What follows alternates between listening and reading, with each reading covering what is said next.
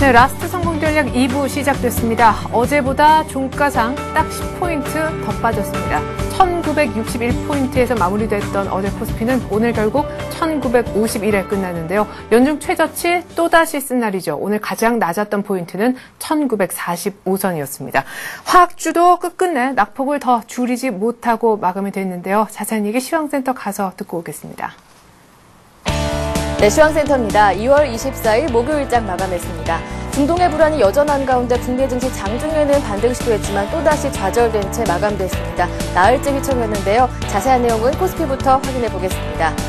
오늘 코스피는 11포인트 내리면서 1949포인트에서 마감됐습니다. 하락 출발하면서 장 초반에는 1945포인트, 새로운 연저점을 쉽게 찍기도 했는데요. 기관 쪽에서 매수하면서 장중에 반등을 시도했지만 외국인들의 매물이 확대되고 있는 가운데 또다시 하락으로 마감됐습니다. 결국 경기선인 120일 이동평균선도 내준 채 마감됐는데요. 오늘 장의 수급 내용 자세하게 살펴보죠.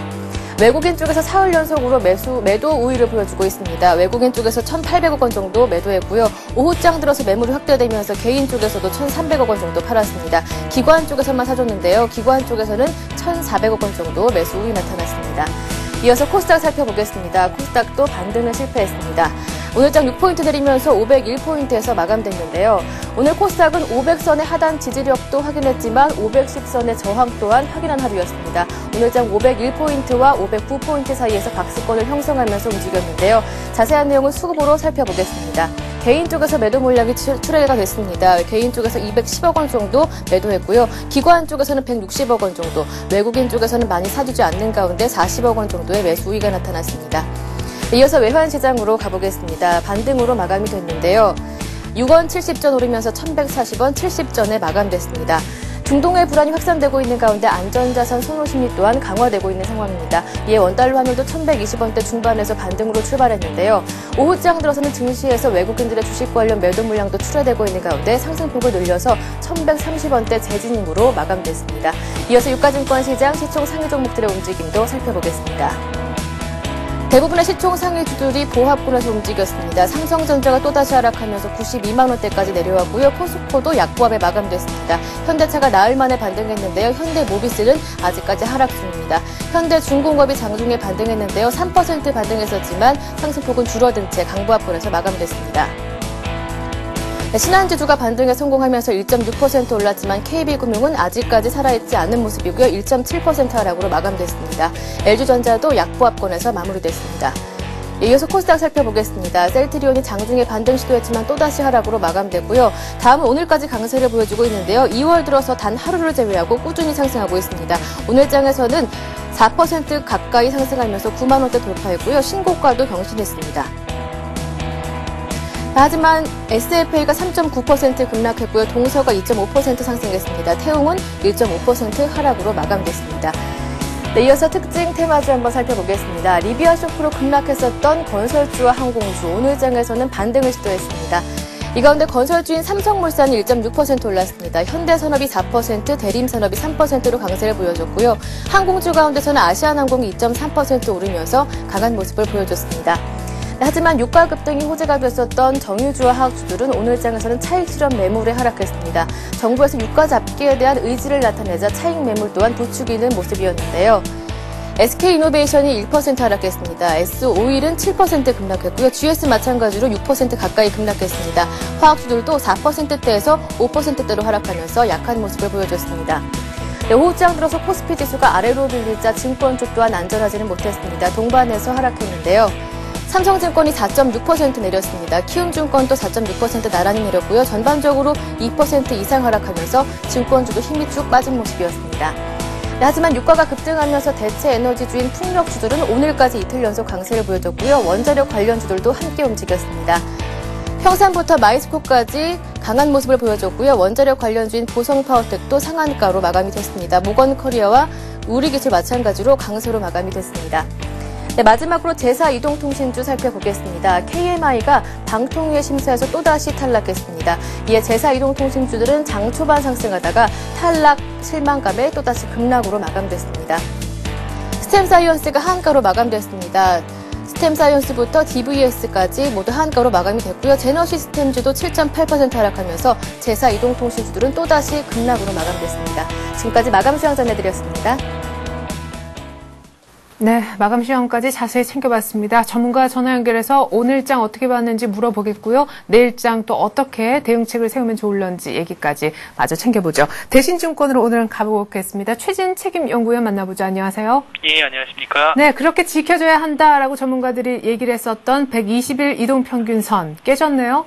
예, 일단은 뭐 장중에 반등세를 좀 나타나기도 했었지만은 뭐 장 마감 무렵부터는 좀 더 약세가 좀 흐름이 지속된 모습이었는데요. 우선 오늘 장 초반 움직임을 보면은 1945포인트까지 밀려났던 코스피 지수가 프로그램 매수세에 좀 1000억 원 이상 유입되면서 최근 낙폭과대에 따른 반품 매수세로 장중에는 1970선까지 올라서는 모습도 보여주기도 했었습니다. 하지만 외국인의 매도세가 4일 연속 지속되었고 역시 이런 그 중동발 경기 흐름 우려 리스크에 대해서 역시 하락선이 좀 기우는 모습이었습니다. 이에 따라서 일반적 업종별로 살펴보면은 건설업종이 기술적인 반등을 나타내기는 했었지만은 전반적으로 업종 지수 전체가 좀 더 약세 흐름을 좀 이어가는 모습을 나타냈습니다. 예. 자, 건설주는 일단 반등을 했고, 뭐, 대한항공, 아시아나항공, 항공주들도 일단은 고개를 좀 드는 모습. 오늘 특별히 오후장 접어들면서 정유화학주들이 아주 크게 내렸던 특징도 있죠.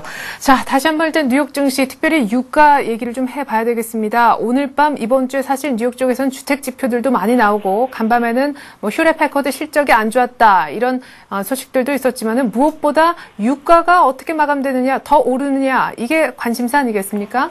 예, 일단 뭐 유가부터 말씀드리면은 뭐 리비아 사태가 뭐 단기간 내에 끝낼 수 있을 것으로는 현재 뭐 크게 보기는 힘들 것 같고요. 뭐 현재 뭐 가다피 정부가 크게 물러날 것으로 보여주고 있지 않기 때문에 현재 상황에서는 뭐 100불 이상대에서의 강세 흐름은 좀 더 나타나지 않을까 좀 예상을 하고 있습니다. 다만 기술적으로 봤을 때 최근 강세 흐름에 따라서 반발 차익 실현 성격의 매물이 나오면서 100불대 초반에서 움직일 수도 있겠지만은 큰 흐름에서 봤을 때는 현재 강세 흐름을 돌리기 위해서는 좀 더 안정적인 뉴스가 나와야 될 것으로 보여지고 있고요.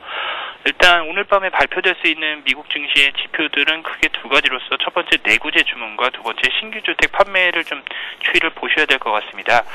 미국 증시 역시 최근 중동발 우려 때문에 흔들리는 모습을 나타내고 있긴 하지만은 미국 경제 회복세는 역시 예상보다는 계속 좋은 편을 나타내고 있습니다. 다만 고용과 주택 경기 회복세는 여전히 더딘 상황을 나타내고 있는데요. 한편 이와 반대적으로 제조업과 관련이 높은 제조업 관련된 지표들은 좀 좋은 모습을 나타내고 있고요. 다만 그중에서도 좀 안 좋았었던 모습을 보였던 내구재 주문이 오늘 밤에 관심을 받을 수 있을 것으로 전망이 되고 있습니다. 내구재 주문은 미래 기업들의 생산 활동에 미치는 영향이 큰 요소이기 때문에 향후 미국 기업들의 제조업 경기를 가늠해 볼 수 있는 지표 중에 하나인데요. 다만 여타 제조업 지표들이 최근에 호조세를 나타내고 있는 반면에 내구재 주문은 전월 대비 증가율로 12월까지 석 달 연속 좋지 않은 모습을 보여주고 있었습니다. 하지만 현재 컨센서스 자체는 전월 대비로 해서 2.7%의 상승을 나타낼 것으로 예상이 되면서 넉 달 만에 반등세를 보일 것으로 기대가 되고 있는데요. 1월 중에 나타났었던 항공기 구입 등 내구재 주문에 좀 더 반등을 보인다면 제조업 부분에 강세가 이어질 것으로 예상이 되고 있습니다. 또 한 가지 지표로서는 오늘 밤 1월 신규 주택 판매가 있을 예정인데요.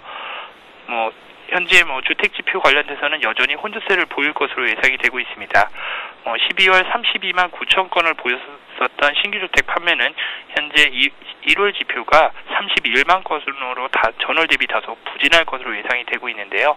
이는 지난 12월 지표가 감세 효과에 따라 일부 부풀려진 것으로 경향이 있었기 때문에 이번 달에 나오는 지표는 큰 의미는 없을 것으로 판단되고 있습니다.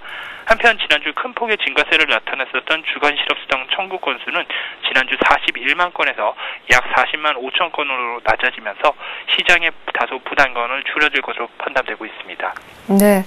자, 이제 우리 시장 얘기를 좀 해보죠. 21선, 61선 데드크로스 분위기 보니까 이제 곧 반등이 나올 것 같다. 이런 얘기도 들었고요. 일단은 120일 이동평균선 지지도 못 받았습니다.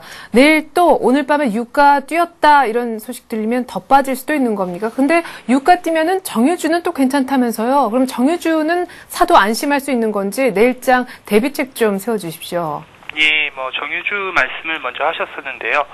정유주 같은 경우에서는 최근에 미국 기업들이라든지 여타국들에서는 정유 관련주가 상승을 하고 있지만은 국내의 경우에 있어서는 좀 더 다른 시각으로 좀 바라봐야 할 것이, 최근 정부가 물가 안정을 위해서 정유라든지 유통 등 관련 업종에 대해서 그 가격 전가를 좀 막고 있는 상황이기 때문에 이런 부분이 좀 리스크하다고 볼 수 있을 것 같은데요. 하지만은 길게 봤을 때는 가격 전가를 하더라도 유가 상승이 이어진다면은 가격 전가가 어느 정도 그 가격 인하 압력이 좀 완화될 수 있기 때문에 정유주에 있어서는 길게 봤을 때는 나쁘지는 않을 것으로 판단이 되고 있습니다. 한편 최근에 시황관을 살펴보자면은 장세를 돌릴 만한 큰 호재를 찾기가 어려운 것이 사실입니다. 현재 3월까지의 시황관을 보자면 추세적인 상승으로의 복귀가 쉽지 않을 것으로 보여지고 있는데요. 일단은 3월까지는 심리적인 지지선을 받을 것으로 보이는 1900선까지는 일단 열어두시는 것이 나을 것으로 보여지고 있고요. 상단으로서는 2020선을 좀 현재 설정을 하고 있어서 3월 중에도 역시 그 박스권 내에서 좀 변동성이 큰 장세가 나타나지 않을까 예상을 하고 있습니다. 물론 현재 중동발 리스크를 대해서 역시 급격한 완화되기가 어렵다는 점을 봤을 때 그 3월 중에서도 역시 그 이머징 증시의 상승을 억제했었던 인플레이션 우려가 역시 지속될 것으로 보여지고 있고요. 3월 중에는 옵션 만기일 등 변동성을 키울 수 있는 만한 재료들도 많기 때문에 3월까지는 역시 아무래도 보수적인 투자 관점을 보시는 것이 나을 것 같습니다. 다만 금일같이 1950선 이하에서의 기술적 반등을 예상해 볼 수도 있을 것 같은데요. 다만 과거에 그 인플레이션이 둔화되는 국면에서 좋은 성과를 보였었던 업종으로 봤을 때는 건설과 운수창고, 증권 업종에 대해서는 단기적인 관심을 가지고 보시는 것이 나을 수 있을 것 같고요.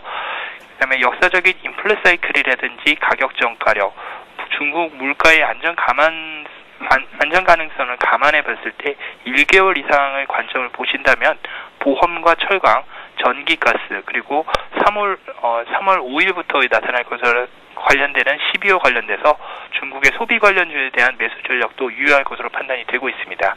네, 언뜻 들어보면은 이것저것 다 사도 나쁘진 않을 것 같다 하는 생각도 드는데요. 말씀하시는 건 이제 받아 적기도 참 많은 양이었었습니다. 근데 오늘 분위기를 보면요, 이제 슬슬 테마가 고개를 드나 그런 생각도 들거든요. 유가 급등 또 반사익을 누리는 쪽을 사람들이 찾다 보니까 그런지 풍력, 원자력, 태양광, 특별히 오늘 원전 쪽에서는 상한가 시연하는 종목들이 어제부터 나오기 시작했잖아요. 예. 네, 이쪽 섹터에 대해서는 어떤 의견 갖고 계신지요? 일단은 장이 조정을 보이고 있는 상황에서는 지수 관련 대형주보다는 지수하고 좀 관련이 적은 중소형주들의 움직임이 활발할 수 있을 것으로 판단이 되고 있고요.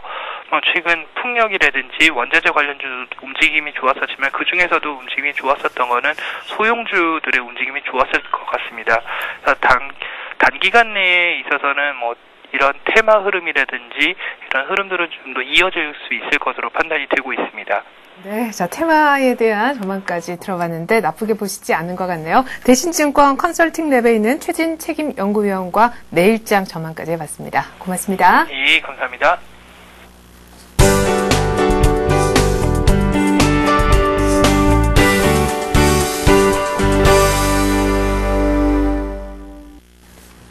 이 시각 주요 뉴스입니다. 물가 급등 영향으로 가계 실질 소득이 5분기 만에 감소세로 바뀌었습니다.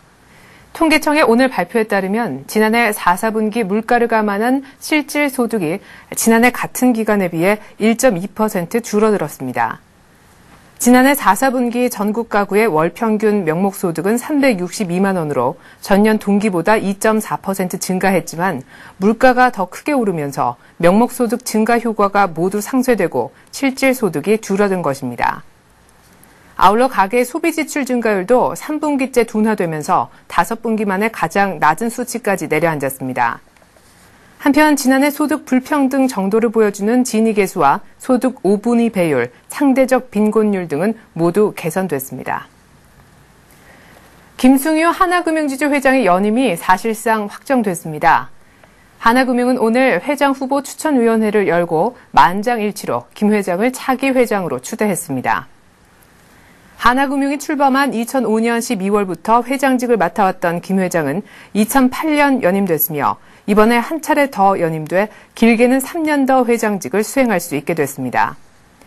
올해 68세인 김 회장은 지난 1997년 하나은행장에 선임됐을 때까지 거슬러 올라갈 경우 15년째 하나금융 CEO를 맡고 있습니다. 김 회장의 연임은 내달 9일 이사회에서 공식 발표되고 25일 주주총회에서 확정될 전망입니다. 대규모 유혈 사태가 벌어지고 있는 리비아에서 우리 교민들을 철수시키기 위한 전세기가 오늘 투입됩니다. 외교통상부는 카이로에서 출발한 이집트 항공의 에어버스 330기 한 대가 오늘 리비아 트리폴리 공항에 도착할 예정이라고 말했습니다. 정부는 철수를 원하는 교민 숫자가 이번 전세기 탑승 가능 인원을 초과함에 따라 앞으로도 계속해서 전세기를 더 투입할 방침입니다. 오늘 리비아 동부 벵가지에서도 교민 50여 명이 배편으로 리비아를 떠날 예정이며 국경과 가까운 곳의 건설 현장 근로자들의 경우는 육로로 리비아를 벗어날 계획인 것으로 알려졌습니다.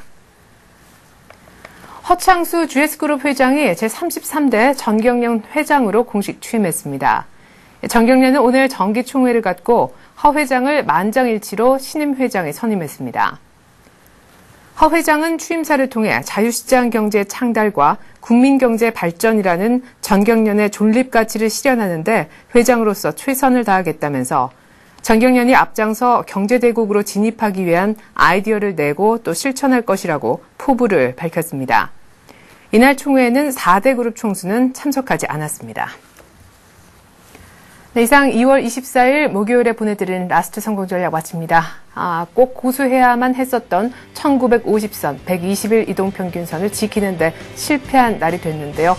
자, 이렇게 실패하게 되니까 1900선까지는 열어둬야 된다는 얘기가 나왔습니다. 문제는 유가겠죠. 오늘 밤 또 유가가 급등했다는 뉴스가 나올까요? 그것부터 챙기셔야 될 것 같습니다. 전 내일 다시 오겠습니다. 고맙습니다.